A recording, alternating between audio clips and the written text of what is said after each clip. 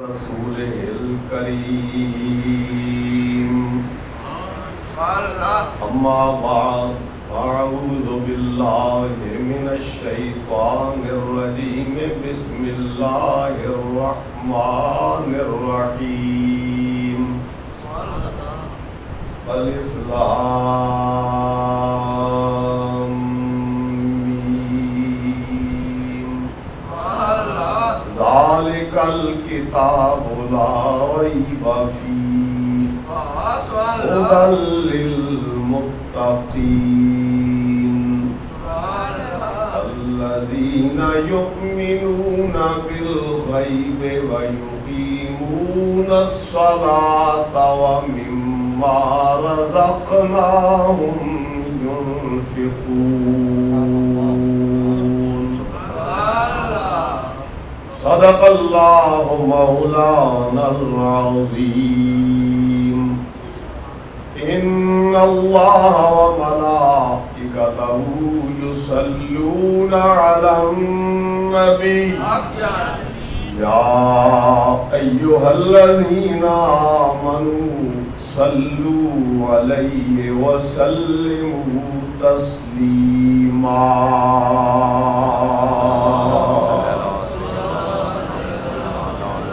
اللهم صل على سيدنا ومولانا محمد وعلى آل سيدنا ومولانا محمد وبارك وسلم الصلاة والسلام عليك يا رسول الله وعلى آلك وأصحابك يا حبيب الله مکرمی و محترمی جناب مولانا حافظ قاری محمد اعجاز احمد صاحب سیالوی، محترم مولانا حافظ قاری احمد عباس صاحب، جناب حاجی مشتاق احمد صاحب اور ہمارے محترم مرحوم حاجی محمد گلزار صاحب کے اقارب، صاحبزادگان، جملہ رشتہ دار اور محفل میں تشریف فرما برادران اسلام، عشرہ ذو النورین رضی اللہ تعالی عنہ جاری و ساری ہے بحمداللہ۔ آج عشرے کا 8واں دن ہے۔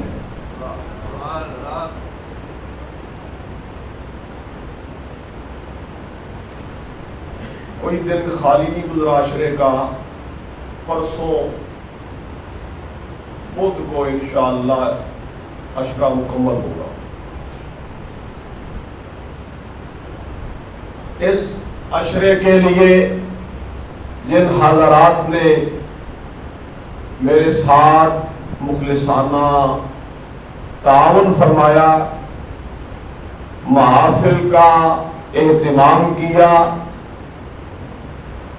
میں ان سب کا دل سے شکر گزار ہوں کہ میرا کسی پر ذرہ برابر بھی کوئی احسان نہیں ہے، بلکہ میں سب کا یہ احسان سمجھتا ہوں کہ اس تبلیغی مشن میں، اس کار خیر میں میرے ساتھ وَتَعَاوَنُوا عَلَى الْبِرِّ وَالتَّقْوَىٰ پر عمل پیرا ہوتے ہوئے تعاون فرمایا ہے۔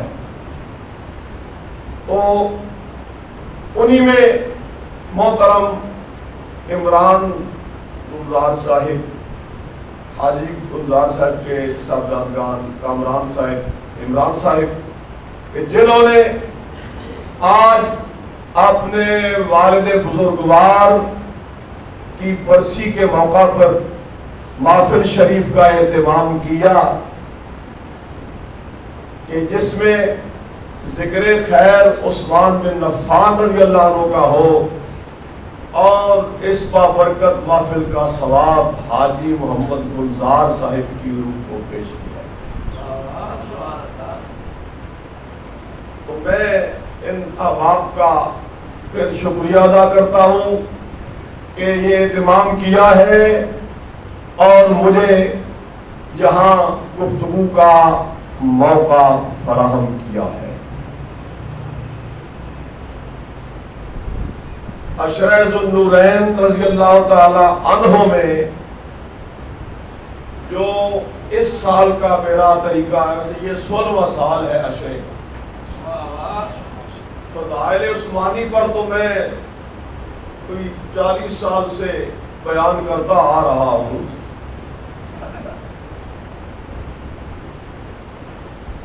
عشرہ ذو النورین کا یہ 16واں سال. تو ہر سال میں کوئی نہ کوئی ایک فکر لے کے چلتا ہوں، جو بیان کی تیاری میں بھی وہ فکر میری مددگار ہوتی ہے اور سامعین کی اس میں دلچسپی بھی قائم رہتی ہے. ورنہ ایک ہی مقرر کو ایک ہی موضوع پر 10 دن لگاتار سننا کوئی آسان کام نہیں ہوتا. لیکن اللہ تعالیٰ کے فضل و کرم سے، اکابر کی برکت سے،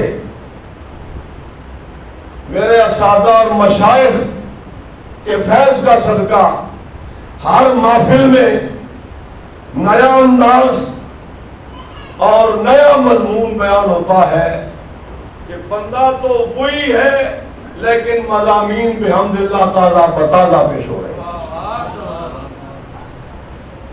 چونکہ یہ ایصال ثواب کی محفل ہے اور ہمیں حضور کا حکم ہے، اذکروا محاسن موتاکم ودعوا مساویہم، اپنے مرحوموں کے محامد اور خوبیاں بیان کرو، ان کی برائیاں بیان نہ کرو. تو اس پر عمل کرتے ہوئے حاجی گلزار صاحب کا اس مقدس محفل میں دو جملوں میں ذکر اس حدیث پاک پر میرا عمل ہوگا اور ان کی روح کے لیے خوشی کا ایک سامان ہوگا. اور پھر ایصال ثواب کے حوالے سے ایک حدیث پاک پیش کروں گا.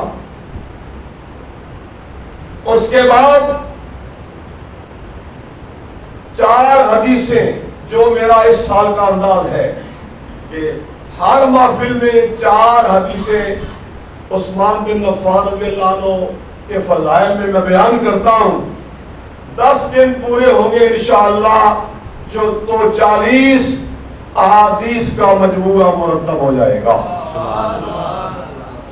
تو آج 29 سے 32 تک 4 حدیثیں میں نے پیش کر دی.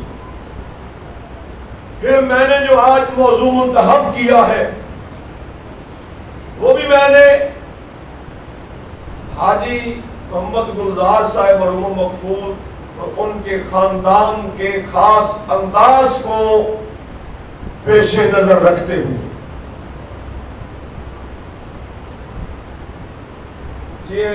میں اکثر یہ بہار دیکھتا ہوں صدقات خیرات اس خاندان والے سے. یہ ہر جمعرات کو غالباً تبرک چل رہا ہوتا ہے، لنگر چل رہا ہوتا ہے. رمضان شریف میں پورا مہینہ لنگر چلاتے ہیں اور مختلف مساجد میں جا کر بھی افطاری کے لیے تبرک پیش کرتے ہیں. تو یہ بھی بڑی ہی عزت کی بات ہے، بڑے شرف کی بات ہے. یہ بھی اللہ نے ایسے لوگوں کا ذکر تو بالکل قرآن کے شروع میں فرما دیا جو اپنے مال سے رائے خدا میں خرچ کرے. اب سخیوں کی بات ہے تو عثمان بن عفان سخیوں کے سلطان. سبحان اللہ. تو عثمان غنی کے جود و سخا کا موضوع میں نے اس لیے یہاں منتخب کیا. اور میں کوئی دوغلی باتیں کرنے والا نہیں ہوں. عقیدے کے معاملے میں میں بڑا ہی متشدد اور سخت ہوں. کی باتیں مجھے نہیں آتی، خالص سنی بریلوی ہوں، خالص سنی بریلوی فکر کو پیش کروں گا، لیکن میں یہ ضمانت آپ کو دیتا ہوں جو میں پیش کروں گا انشاءاللہ کوئی بھی اس کا رد پیش نہیں کر سکے گا، اور کوئی بھی کسی بھی فرقے کا آگے یہاں بیٹھا ہو اس کے دل پر بوجھ نہیں پڑے گا، یہ میں آپ کو ضمانت دیتا ہوں انشاءاللہ۔ میرے اساتذہ، میرے مشائخ، میرے سلسلے کی برکت کہ آپ یہاں سے نور و سرور لے کے جائیں گے، آپ دل میں بوجھ اور خفگی لے کے نہیں جائیں گے، اور یہ سارا بیان جو ہے یہ بھی دیے گئے وقت کے اندر اندر انشاءاللہ مکمل بھی ہوگا۔ تو جو میں نے آیا پڑھی البقرہ شریف کی پہلی 3 آیات، تو برکن میں ان کا ترجمہ کرتا ہوں کہ اس سے بھی پہلے تو میں نے جیسے عرض کیا کہ میں حاجی صاحب کی بات کروں گا، ہر بندہ اپنے ہی تجربے کی بات کرتا ہے، میں بلا مبالغہ کہتا ہوں، اور الحمدللہ خوشامد کا تو میں بالکل عادی نہیں، جو بات حضور نے فرمایا ہے، حضور کا حکم ہے کہ جو اچھی بات مرحوموں کی آپ کے لیے اس کو بیان کریں، اس پر عمل کر رہا ہوں، کیونکہ حاجی صاحب کے سارے ثواب کی بات ہے کہ میں جب بھی انہیں سوچتا ہوں بلا مبالغہ تو حاجی صاحب کا مسکراہٹ سے بھرا ہوا چہرہ مجھے یاد آتا ہے، اور یہ جو سڑک ہے میری عام گزرگاہ ہے، ڈیوٹی پر آگے پیچھے آتے جاتے میں یہاں سے موٹر سائیکل پہ گزرتا ہوں تو ایک طویل عرصہ میرا یہ مشاہدہ رہا، حاجی صاحب اپنے گھر کے باہر وہ سٹیپ پر بیٹھے ہوتے، ہاتھ میں تسبیح لیے ہوئے، جو بھی اور ہاتھ سے درود شریف تھا وہ پڑھ رہے ہوتے تھے، اور انتہائی احترام کے ساتھ وہ میرا استقبال کرتے، شفقت اور محبت کے ساتھ پیش آتے۔ میں جب انہیں سوچتا ہوں وہ ان کے چہرے کی مسکراہٹ ہی میرے سامنے آتی ہے، اللہ ان کو حضور کی شفاعت نصیب۔ اعمال کی تو میں بات کرنے کی حیثیت نہیں رکھتا ہوں نا، ہمیں ہمارا بھروسہ اعمال پر ہے، عمل کی اپنے اساس کیا ہے، وجوز ندامت کے پاس کیا ہے، رہے سلامت تمہاری نسبت، میرا تو بس آسرا یہی ہے۔ عمل کی بات میں نہیں کرتا ہوں، میں ان کے لیے سرکار کی بارگاہ میں شفاعت کی عرض پیش کرتا ہوں۔ اصالِ ثواب کے لیے حدیث پاک تو متولی صاحب جو تشریف لائے، مولانا ذیشان صاحب کا بھی میں نام نہیں لے سکا، سب میرے لیے بڑے محترم ہیں، آپ اللہ کے گھر میں آئے ہیں، آپ تشریف لائے ہیں، میری حوصلہ افزائی فرمائی ہے، اللہ آپ کو اجر عظیم عطا فرمائے۔ اب اصالِ ثواب کی حدیث پاک یہ ابو داؤد شریف میں ہے، حضرت ابو ہریرہ رضی اللہ تعالی عنہ آپ کی ملاقات بصرہ کے کچھ حاجیوں سے ہوتی ہے۔ ابو ہریرہ فرماتے ہیں ہم سے کہ آپ لوگوں کے علاقے میں دریائے فرات کے کنارے ابلا نام کی بستی ہے، اب پتہ نہیں وہ ایسی بستی کوئی آئے، اس دور کی تو بات ہو، اس وقت تو تھی وہ بستی، دریائے فرات کے کنارے ابلا نام کی بستی ہے، اس بستی میں ایک مسجد ہے، مسجد کا نام ہے مسجد الاشعار۔ فرمایا من یضمن لی ان یصلی فی مسجد الاشعار رکعتین او اربعا ثم یقول هذه لأبی ہریرہ۔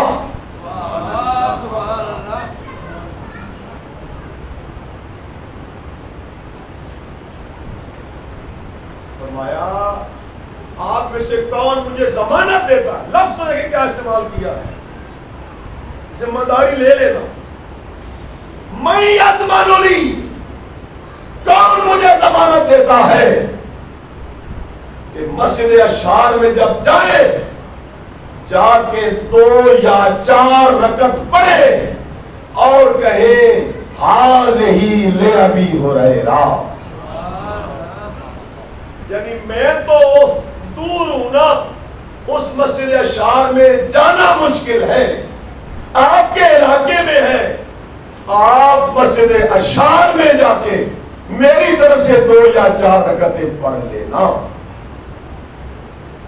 اس سے یہ مسئلہ واضح ہو گیا کہ مالی عبادت کا ہی نہیں، بدنی عبادت کا بھی ثواب دوسروں کو ملتا ہے، اور ایصال ثواب فوت شدہ کو بھی کیا جا سکتا ہے اور زندہ کو بھی کیا جا سکتا ہے.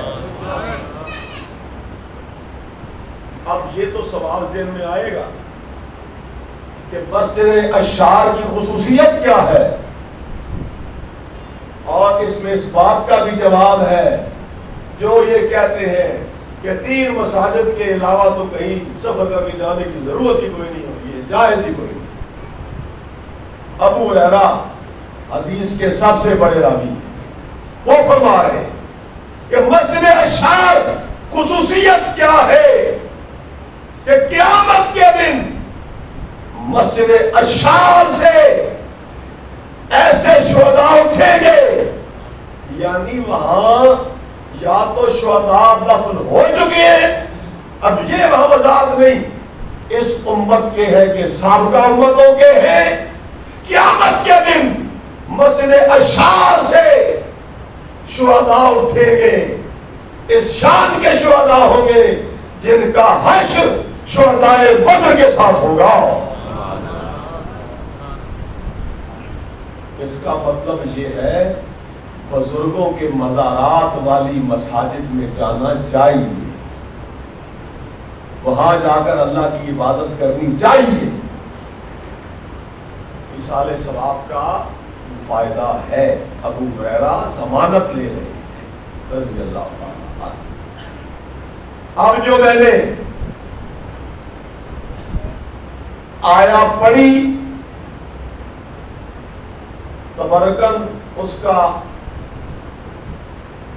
ترجمہ، پھر 4 حدیثیں فضائل عثمانی میں، اور پھر عثمان غنی کا جود و سخا کا جو عنوان ہے اس پر بات کروں گا، اور انشاءاللہ عقیدے کے حوالے سے بات ضرور کروں گا، اور ایسی بات کروں گا کہ جس تک آپ پہنچائیں گے اگر اس کے دل میں رائی برابر بھی ایمان ہے وہ عثمان بن عفان کا حیا کرے گا.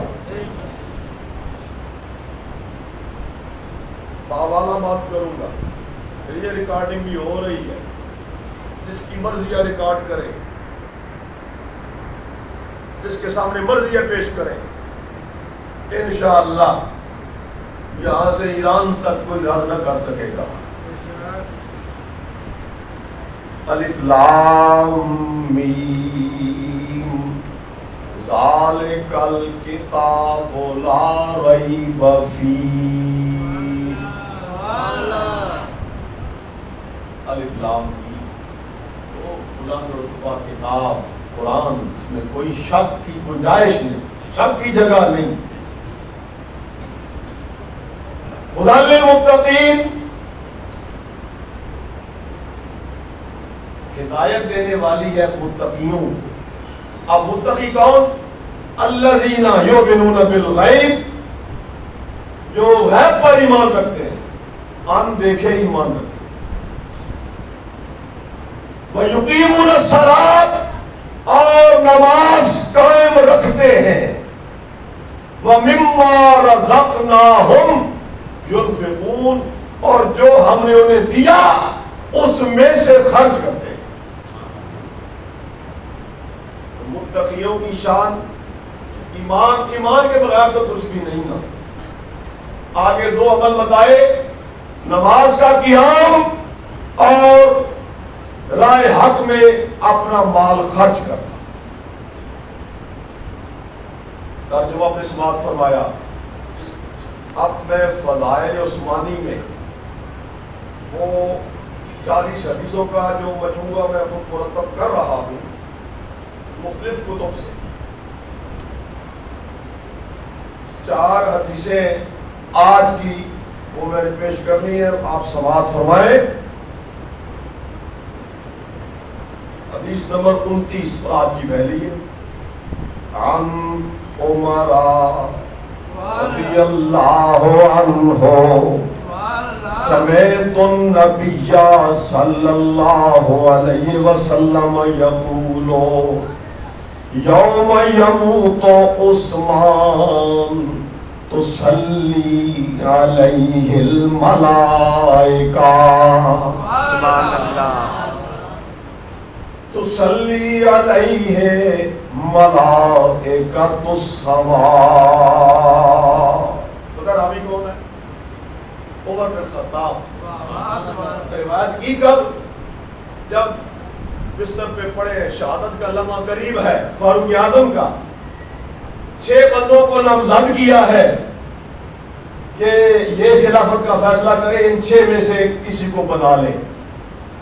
لوگوں نے اعتراض کیا، فلاں پر کسی پر، فلاں پر یہ اعتراض، فلاں پر یہ اعتراض. فاروق اعظم نے 6 میں سے ہر ایک کی ایک فضیلت جو حضور سے سنی تھی بیان فرمائی.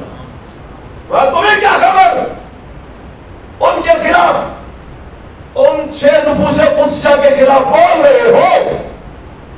ان کے فضائل تو میں نے حضور سے سنے ہیں. عثمان کی فضیلت میں پھر کیا بتایا؟ فرمایا عثمان تو وہ ہے، سرکار نے فرمایا جس دن عثمان کی وفات ہوگی، شہادت ہوگی، آسمانوں کے ملائکہ اتر کے آئیں گے، عثمان کا جنازہ وہ پڑے گا. نعرہ تکبیر، نعرہ رسالت، نعرہ تحقیق، نعرہ حیدری. قلت یا رسول اللہ لعثمان خاصۃ ام للناس عامہ.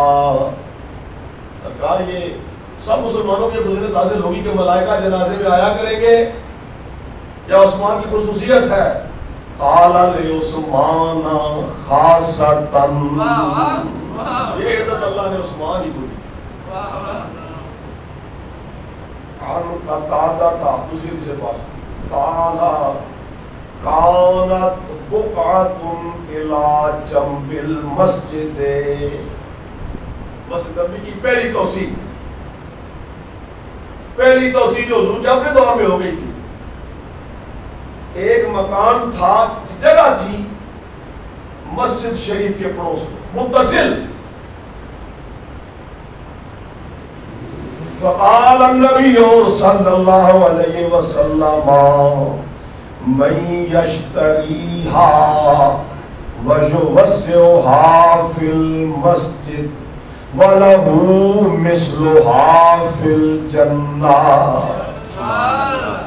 کون ہے جو یہ جگہ خریدے اور مسجد میں شامل کر دے، مسجد کی توسیع ہو جائے اور بدلے میں وہ اس کے بدلے میں جنت میں جگہ لے لے.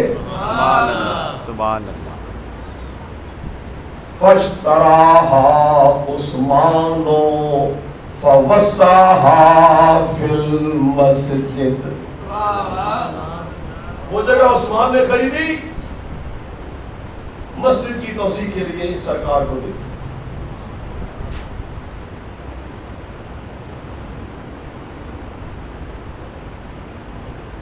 حدیث نمبر 31. یہ جدو صفا کی باتیں چل رہی ہیں. عن محمد ابن عبداللہ ابن عمر ابن عثمان رضی اللہ عنہ. عثمان غنی کی پڑپوتے ہی بیان فرما رہے ہیں. قال نظر رسول اللہ صلی اللہ علیہ وسلم الى رومتا وکانت لرجل من مزینتا یسقی علیہا باجر. قبیلہ مزینہ کا بندہ ہے جس کا کنواں بیر روما اب وہ بیر عثمان کے نام سے مشہور ہے.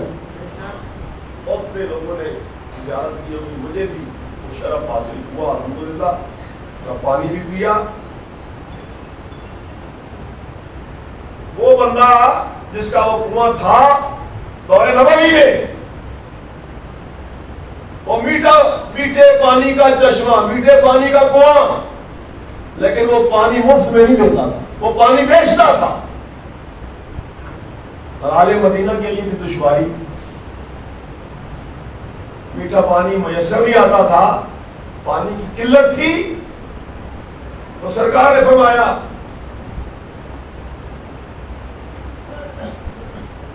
نعم صدقۃ المسلم هذه من رجل يقطعها من المزن فيتصدق بها فاشتراها عثمان بن عفان ب400 دینار فتصدق بها.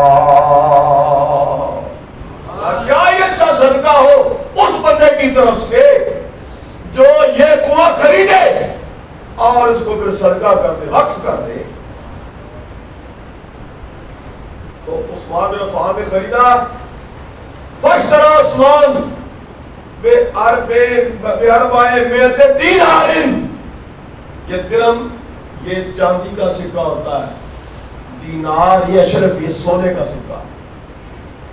400 400 دینار, 400 دینار دے کر عثمان نے وہ خرید لیا, اس کو وقف کر دیا. تو پھر سرکار نے کیا کہا دعا کی حضور میں, اللہم اوجب لہ الجنت ودعا بدلو فشرب منہ. سرکار نے دعا کی کہ یا اللہ عثمان کے لیے جنت واجب کر دے. دعا پہلے کی, پھر سرکار نے پانی لیا, میرے روما کا پانی پھر حضور نے خود نوش فرمایا. تب فاطمہ صاحب سے روایت دی ہے. اب ابن عساکر کی آخری روایت سنے, اور اس کا تعلق بھی جد و سخا کے ساتھ. عن ابن عمر رضی اللہ عنہما قال لما جہز عثمان جیش العسرت قال رسول اللہ صلی اللہ علیہ وسلم اللہم لا تنساها لعثمان.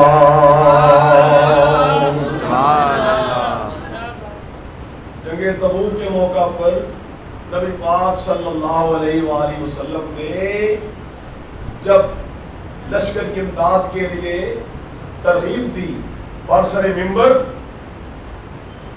تو عثمان بن عفان نے جو ہدیہ پیش کیا, سرکار اتنے خوش ہوئے کہ ایک عجیب انداز میں دعا دی کہ یا اللہ عثمان کا یہ جیش عسرت کی مدد کرنا اس کو نظر انداز نہ فرمانا. سامعین محترم, حدیث پاک آپ نے سنی. اب میں نے جو آپ کی خدمت میں عثمان غنی کے جد و سخا کے حوالے سے بات کر لی ہے, ایک تو فضیلت کی بات میں پیش کر رہا ہوں. یہ واقعہ پیش آیا دور صدیقی میں, سرکار کے وصال مبارک کے بعد. دور ہے صدیق اکبر رضی اللہ تعالی عنہ کا.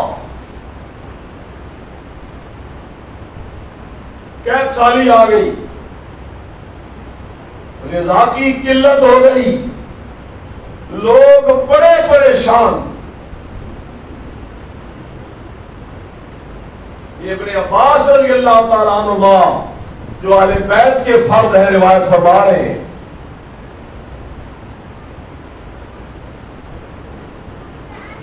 تو لوگ پریشان ہو کے صدیق اکبر کی بارگاہ میں آئے رضی اللہ تعالیٰ عنہ اور کہتے ہیں السماء لا تمطر والارض لم تنبت والناس فی شدت شدیدہ.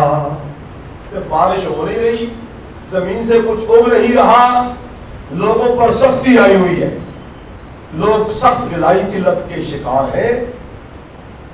فقال ابو بکر نے کیا فرمایا؟ روشن دلوں کی بات. انصرفوا واصبروا، غیبی خبر دے رہے ہیں، بس گھروں کو لوٹ جاؤ، صبر سے بیٹھ جاؤ. فَإِنَّكُمْ لَا تُمْسُونَ حَتَّى يُفَرِّجَ اللَّهُ الْكَرِيمُ عَنْكُمْ. آج شام سے پہلے پہلے، آج کا سورج ڈوبنے سے پہلے پہلے اللہ تعالیٰ تمہاری تنگی کو دور فرما دے. پھر لوگ آگئے عثمان بن عفان کے پاس، تاجر لوگ آئے. پتا چلا کہ عثمان بن عفان کا غلے کا جو قافلہ تھا شام سے آیا، غلہ لے کے، گندم لے کے آیا ہے، اشیاء خوردنی لے کے عثمان کا قافلہ آ چکا ہے. تاجروں کو فکر ہوتی ہے زیادہ کمانے کی، یہ موقع قلت کا ہے تو بہت کچھ کمانے کا موقع ہے. تو دنیا والے کیا کرتے ہیں؟ ایسے موقع کی تلاش میں رہتے ہیں اور چیزوں کو روک کے رکھتے ہیں، ذخیرہ اندوزی کرتے ہیں. یہ بہت بڑا جرم ہے. 40 دن کرے ذخیرہ اندوزی، 40 دن کے بعد وہ شے صدقہ بھی کر دے تو وہ گناہ معاف نہیں ہوتا. تو تاجر آ گئے عثمان کے دروازے پر اور غلہ خریدنے کے لیے پیشکش کرنے لگے. فرمایا کتنا دو گے؟ 10 کے 12، 10 کے 15، اپنی اپنی طاقت ہمت کے مطابق ہر تاجر پیشکش کر رہا ہے، میں اتنے پر خریدنے کو تیار ہوں. جو بھی آفر کرتے ہیں، عثمان کہتے ہیں نہیں، مجھے ایک میرا گاہک ایسا ہے جو مجھے اس سے زیادہ دے رہا ہے. کسی نے کہا 15، 10 کے 15 دیں گے، 16 دیں گے، جتنے بھی دیے. عثمان نے کہا میرا ایک گاہک ایسا ہے جو مجھے اس سے بھی زیادہ دیتا ہے.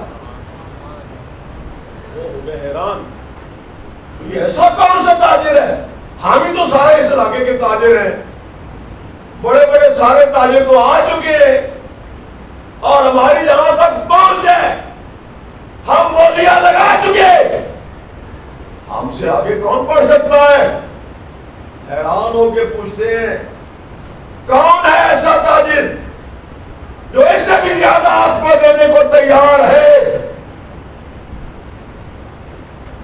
عثمان کیا جواب دیتے ہیں؟ فرماتے ہیں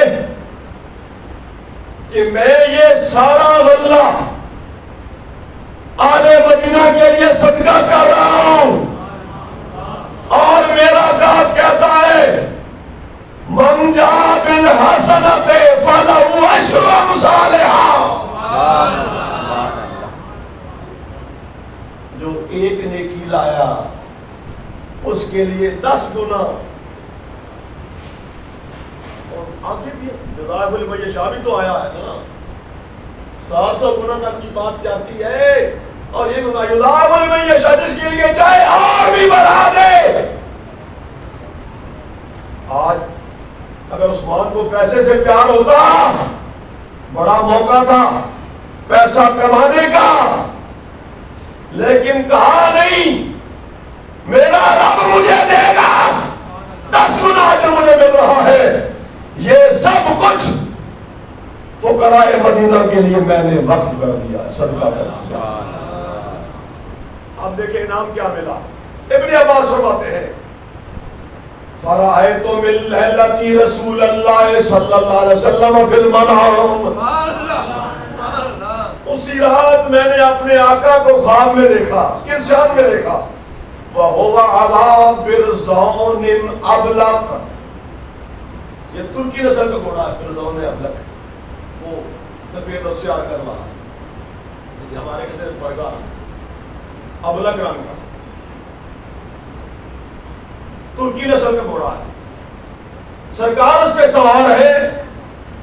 علیہ حلۃ من نور وفی رجلیہ نعلان من نور وبیدہ قصبۃ من نور. دیکھیں ذرا، آپ لطف لیں ذرا عبارت سے آپ لطف لیں. ابن عباس ہوتے ہیں فرماتے ہیں سرکار کو خواب میں دیکھا نا، سرکار ترکی نسل کے گھوڑے پر سوار ہے، لیکن انداز کیا ہے؟ علیہ حلۃ من نور، سرکار نے جو لباس پہنا ہے وہ بھی نور کا. وفی رجلیہ نعلان من نور، نعلین پاک بھی نور کے. وبیدہ قصبۃ من نور، ہاتھ میں لاٹھی اور عصا بھی نور کا. سبحان اللہ. مستعجل، سرکار جلدی میں ہے، سرکار جلدی میں نظر آئے. فَقُلْتُ يَا رَسُولَ اللَّهِ قَدْ اشْتَدَّ شَوْقِي إِلَيْكَ وَإِلَىٰ كَلَامِكَ فَأَيْنَ تُبَادِرُ. سرکار ایک عرصے کے بعد دیدار نصیب ہوا ہے، مجھے بڑا شوق ہے آپ کی ملاقات کا، آپ کا کلام سننے کا. سرکار آپ اتنی جلدی میں کہاں جا رہے ہیں؟ قال یا ابن عباس، میرے چچا کے بیٹے، ان عثمان قد تصدق بصدقۃ وان اللہ قد قبلها منه وزوجه عروسا في الجنة وقد دعينا إلى عرسه. اللہ نے عثمان کا صدقہ ایسا قبول فرمایا، اللہ اتنا خوش ہوا، اللہ نے عثمان کی شادی جنت میں رچائی ہے. سبحان اللہ، سبحان اللہ. جنت کی دلہن کے ساتھ، حور کے ساتھ عثمان کی شادی رب نے جنت میں رچائی ہے. وَقَدْ دُعِينَا إِلَىٰ عُرْسِهِ، اور ہمیں اللہ نے عثمان کی شادی کی تقریبات میں بلایا ہے. سبحان اللہ. وہ نور والا نا دولہا، جو نور والا سو نورین، دو نوروں والا، دو نوروں والے کی شادی جنت میں نوری حور کے ساتھ. تو پھر سرکار بھی نوری لباس کی پہن کے جا رہے ہیں. 5 منٹ رہ گئے تھی، ایک حوالہ آپ سماعت فرما لیں. اس میں آپ کے عقیدے کی تقویت. میں پہلے خلاصہ بیان کر دیتا ہوں اور پھر میں ان کی کتاب کا ایک حوالہ پیش کروں گا. یہ بات میں پہلے بیان کرتا رہتا ہوں. حوالہ میرے پاس کشف الغمہ کا جو ان کی ہے،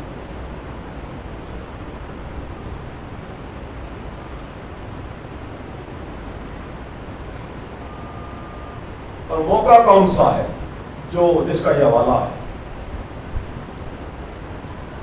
شادی ہے فاطمہ الزہرا رضی اللہ تعالی عنہ. سرکار نے علی کو بلایا،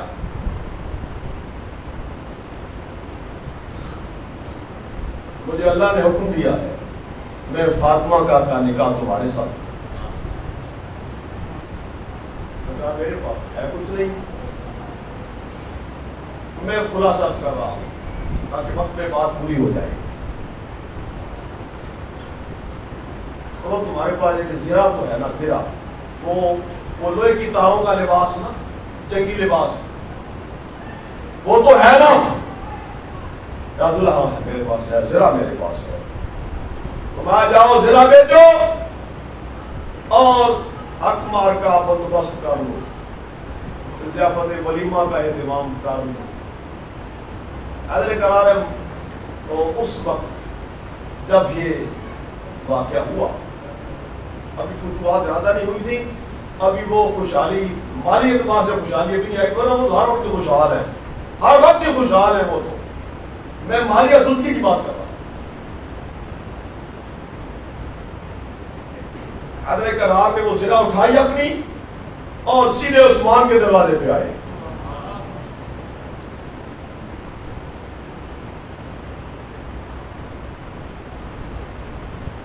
بتایا کہ میری شادی ہے حضور کی شہزادی کے ساتھ، تو یہ میں زرہ بیچنے آیا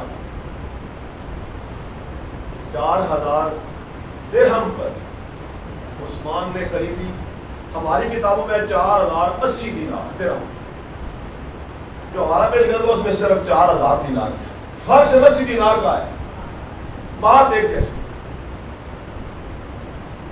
جو ہماری اپنی کتاب کا حوالہ ہے وہ تو دینے کی ضرورت آپ کو نہیں، ہماری کتاب میں تو ہے ہی ہے نا، ادھر کا حوالہ پیش کرو۔ عثمان نے 4000 درہم پر وہ زرہ خرید لی، زرہ اپنے ہاتھ میں لے لی، 4000 درہم حیدر کرار کو پیش کر دی، میں مکمل ہو گئی۔ پھر عثمان نے کہا یہ زرہ میری ہو چکی ہے، درہم آپ کے ہو چکے ہیں، حاجی جی اسی طرح ہی ہے، فرمایا اب یہ زرہ میری طرف سے آپ قبول فرما لیں۔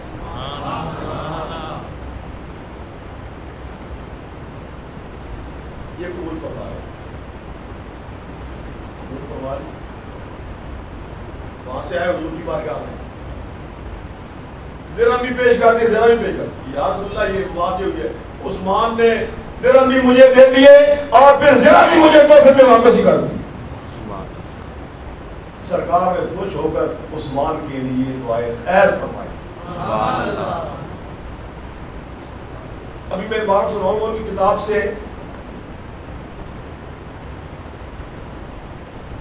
یہ جناب کتاب میرے پاس موجود ہے، اس میں سے میں یہ عرض کر رہا ہوں، کتاب کا نام ہے جناب کشف الغمہ۔ کشف الغمہ اس میں ائمہ کی، انہوں نے ائمہ اہل بیت بیان کی، تاریخ بیان کی ہے، فضائل بیان کی۔ اب اس میں یہ اس میں لکھا ہے کشف الغمہ میں، جو شیعہ کی کتاب ہے، میں نام لینے سے اجتناب کرتا ہوں، شاید کچھ لوگوں کو سمجھ نہ آ رہی ہو، میں نے وضاحت کر دی، ویسے میں کوئی بری بات تو کیا نہیں رہا، کسی کو وہ کہہ دینا نہیں کافی ہے، اور برائی بیان کرنے کی ضرورت ہی کوئی نہیں۔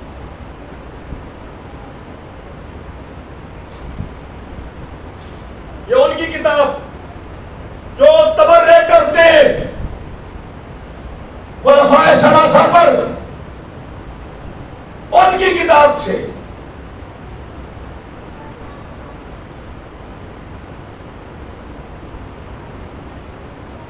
قال علی فقال فأقبل رسول اللہ صلی اللہ علیہ وسلم فقال یا ابا الحسن انطلق الآن فبع درعك وآتی بثمنه حتى هيئ لك ولبنتي فاطمة ما يصلحكما۔ علی جاؤ درہ بیچو تاکہ میں تمہارے لیے وہ ضروری چیزیں خرید لوں جو تمہیں تمہارے لیے تمہاری زوجہ کے لیے ضرورت کی ہے۔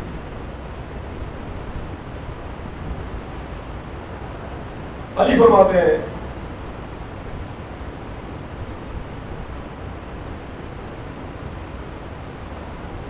فانطلقت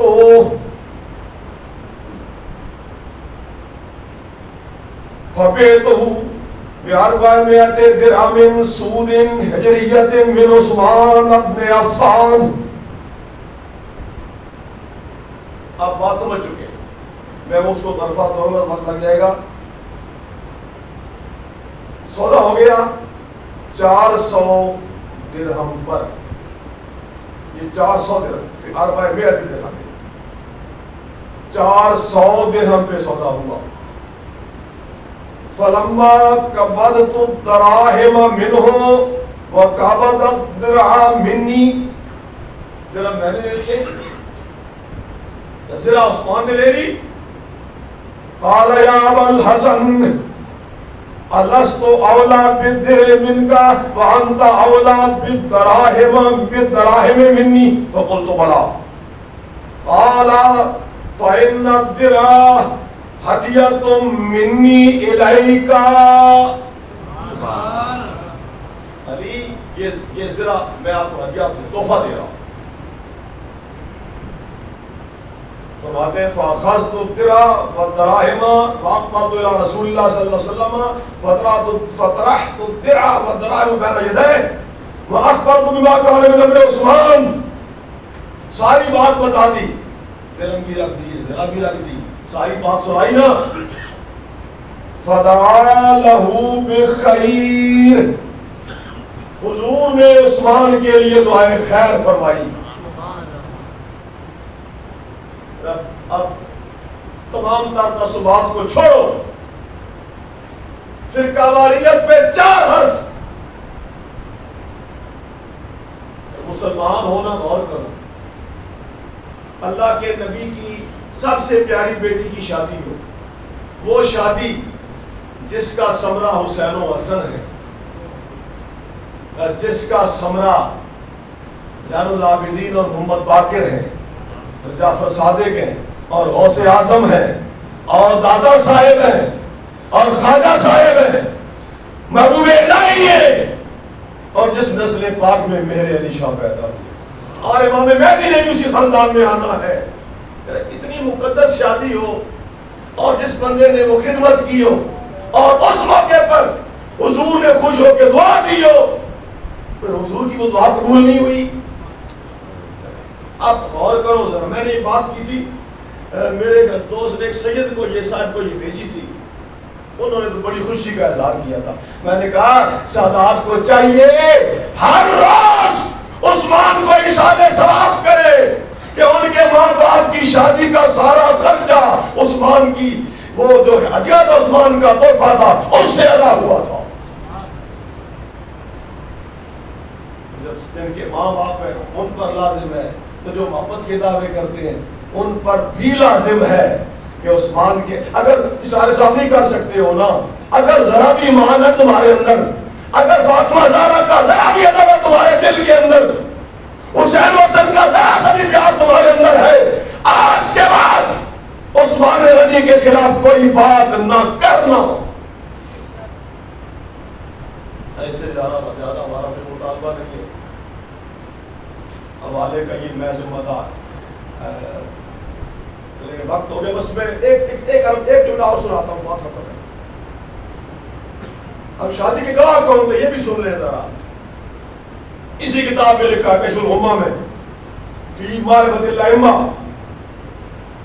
ابو الحسن علی بن ابو الفتح اربلی مصنف ہے، یہ بیروت سے چھپا کر رسوا ہے. جب شادی کا موقع آیا نا تو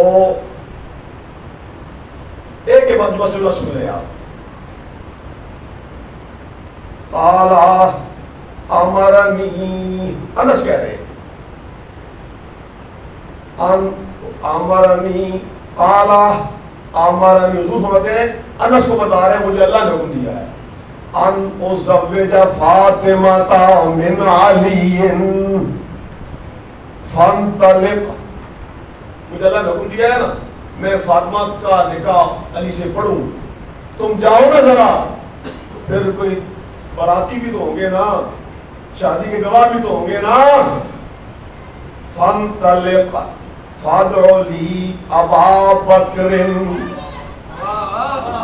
و عمر و عثمان و طلحہ و زبیر و بعددہم من الانصار. مہاجرین میں سے یہ نام اور لوگوں کے نام نہیں ہے نا. علی کو بھی ذکر کیا کہ ان کو بھی بلاؤ. اب علی نے اکیلے تو نہیں نا آنا, بارات کے ساتھ آنا ہے. وہ اس شادی کی بڑی باتیں کرتے ہیں, بارات کی بڑی باتیں کرتے ہیں. ہمارے بھی کئی نقیب بڑے شعر پڑھتے ہیں کہ یہ بات کیوں نہیں بتاتے. غور تو کرے نا یار, شادی جو ہوئی تھی تو گواہ تو ہوں گے نا, گواہوں کے بغیر تو نہیں نہ ہوتی. اور یہ ان کی کتاب کا حوالہ ہے. فرمایا ابو بکر کو بلاؤ, عمر کو بلاؤ, عثمان کو بلاؤ, طلحہ زبیر کو بلاؤ, اور کئی انصار کے نام لیے. انصار مدینہ میں سی بعض شخصیات کا نام لیے, ان کو بلاؤ. تو ان سب کو بلایا گیا. فانطلقت فدعوتهم له فلما ان اخذوا مجالسهم, میں نے بلایا جب سارے آ گئے اور آ کے اپنی اپنی جگہ پہ سارے بیٹھ گئے تو سرکار نے حج کا خطبہ, وہ نکاح کا خطبہ ارشاد فرمایا. وہ خطبہ سارا مذکور ہے, اور میں خود بھی بعض قریبی دوستوں کے نکاح میں وہ خطبہ خاص طور پہ پڑھا کرتا ہوں. ایک عام نکاح کا خطبہ ہے نا, ایک خصوصی خطبہ پہ ہم برکت کے لیے پڑھتے ہیں. وہ خطبہ جو اس نکاح کے موقع پر رسول اللہ نے پڑھا تھا. اب آپ گرامی, یہ تھا میرا پیغام. علی و زہرا رضی اللہ تعالی عنہما, وہ جنتی جوڑا, جنت کے سرداروں کا جوڑا, وہ جن کی آل میں یہ سارے سادات ہیں, ساری آل رسول ہے, ان کی شادی کا سارا خرچہ عثمان بن عفان کے ہدیے سے ادا ہوا. اور شادی کے گواہ صدیق و عمر اور عثمان غنی, طلحہ زبیر, اشرا و بشرا, یہی لوگ شادی کے گواہ تھے.